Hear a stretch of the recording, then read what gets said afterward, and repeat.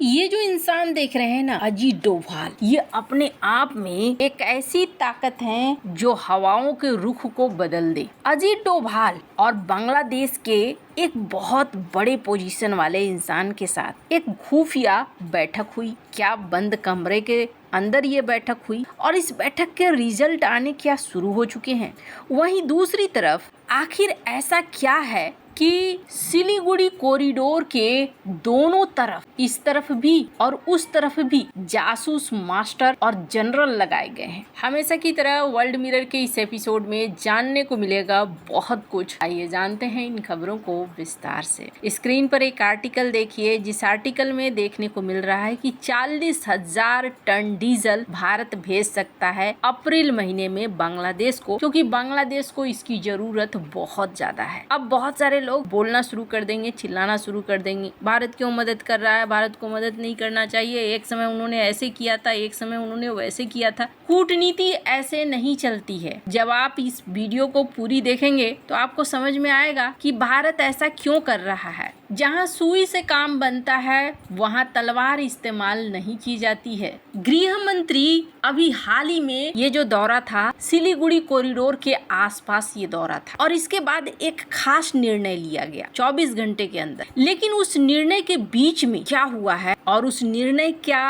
असर क्या है, उस पर भी बात करूंगी। फिलहाल के लिए बांग्लादेश को लेकर एक खबर आ रही है, जिस खबर में कहा जा रहा है कि बांग्लादेश अब भारत के साथ रिश्तों को सुधार रहा है और भारत के साथ संबंधों में सुधार के संकेत भी मिलने लगे हैं। वैसे तो बांग्लादेश के फॉरेन मिनिस्टर सबसे पहले तुर्की की यात्रा पर जा रहे हैं, लेकिन बांग्लादेश के directorate general of forces intelligence के प्रमुख DGFI के प्रमुख मेजर जनरल मोहम्मद कैसर इस महीने की शुरुआत में ही इन्होंने दिल्ली का सीक्रेट दौरा किया। इस दौरान उन्होंने भारत के NSA अजीत डोभाल के दूसरे वरिष्ठ खुफिया अधिकारियों से मुलाकात की। ये दौरा पिछले 2 सालों में दोनों पड़ोसी देशों के बीच आई कड़वाहट को दूर करने के लिए एक साफ कदम था। प्रथम आलो की इस रिपोर्ट में क्या कहा गया, इसमें कहा गया कि जनरल चौधरी के दौरे को भारत की मीडिया और एक्सपर्ट में अच्छी पहल के तौर पर देखा गया। हालांकि इस यात्रा के बारे में सार्वजनिक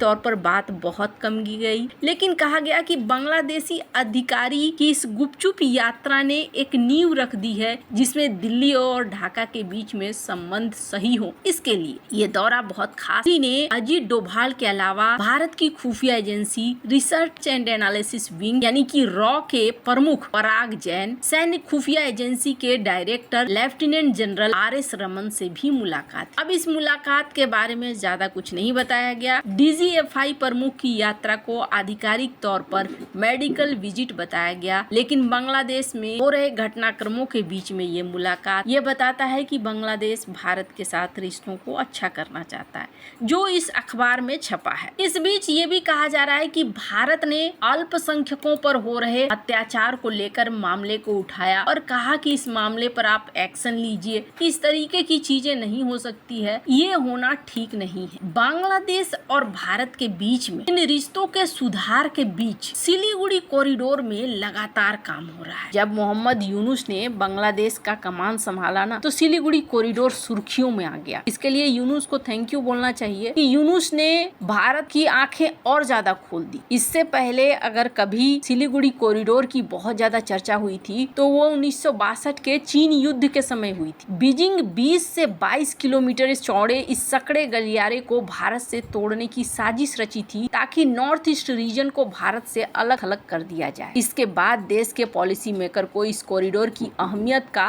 पहली बार एहसास हुआ। मोहम्मद यूनुस ने जब चीन में पूर्वोत्तर भारत के राज्यों का सुर छेड़ा तो भारत और सतर्क हो गया। बांग्लादेश के नेताओं की ओर से कई बार चिकन नेक का उल्लेख किया गया, जिससे चिंताएं और बढ़ा दी। अब चिकन नेक को बांग्लादेश बॉर्डर के साथ ही चीन सीमा से सीधे कनेक्ट करने के लिए भारत ने काम करना शुरू कर दिया। इस रीजन को शेष भारत से जोड़ने की योजना से कई जुड़े प्रोजेक्ट को बहुत रफ्तार दे दिया गया, ताकि अगर जंग की स्थिति हो तो भारत तो टैंक S-400 जैसे एयर डिफेंस सिस्टम को तत्काल मोर्चे पर पहुंचा सके। और अभी देखने को मिला 14 फरवरी को PM मोदी ने असम में डिब्रूगढ़ मोरान राष्ट्रीय राजमार्ग 37 35 पर बने 4.2 किलोमीटर लंबे इमरजेंसी लैंडिंग फैसिलिटी का भी उद्घाटन किया था, जिसमें C-130J जैसे विमान आसानी से उतर सकें। ये बहुत ही ज्यादा जरूरी है। ये जो बदलाव है, ये पटापट जो बदलाव हो रहे हैं, ये बदलाव यूं ही नहीं हो रहे हैं। अभी चाइना क्या कर रहा है? चाइना एक लंबा गेम खेल रहा है और भारत उस लंबे गेम पर लंबा गेम खेल रहा है। यानी जिस वक्त तुम आओगे उस वक्त हमारे पास तुम्हारे लिए जवाब तैयार मिलेगा।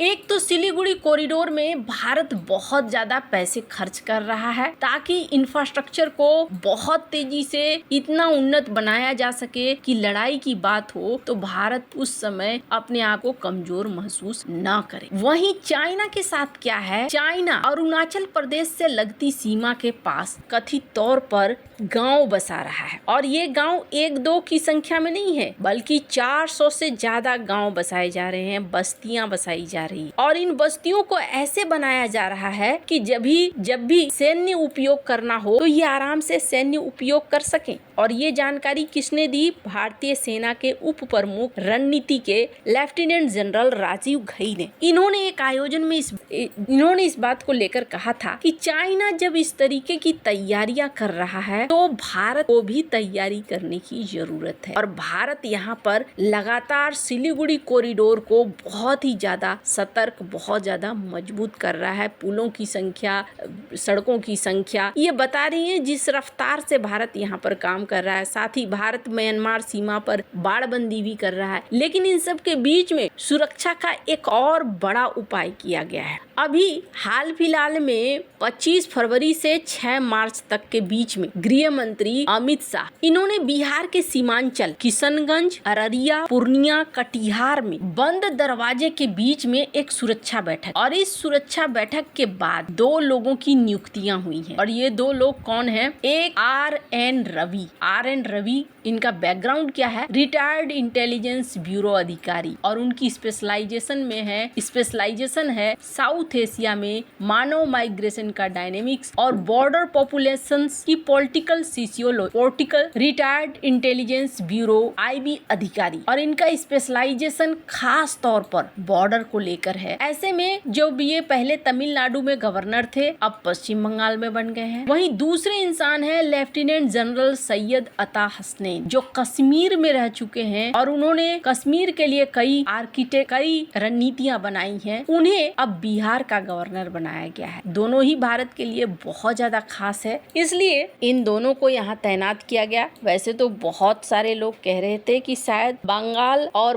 बिहार के कुछ बॉर्डर वाले इलाकों को छांट कर अलग करके यूनियन टेरिटरी बनाया जाए, लेकिन सरकार ने खारिज किया कि नहीं, ऐसा कोई प्लान नहीं है। पर इन दोनों की नियुक्तियां बता रही हैं भारत इस मामले में बहुत सतर्क है। आपको क्या लगता है? 40,000 टन डीजल भेजकर भारत कूटनीतिक तौर पर सही कर रहा है या नहीं? कमेंट कर अपनी राय जरूर बताएं। जल्द मिलते हैं अगले वीडियो में नई खबर के साथ।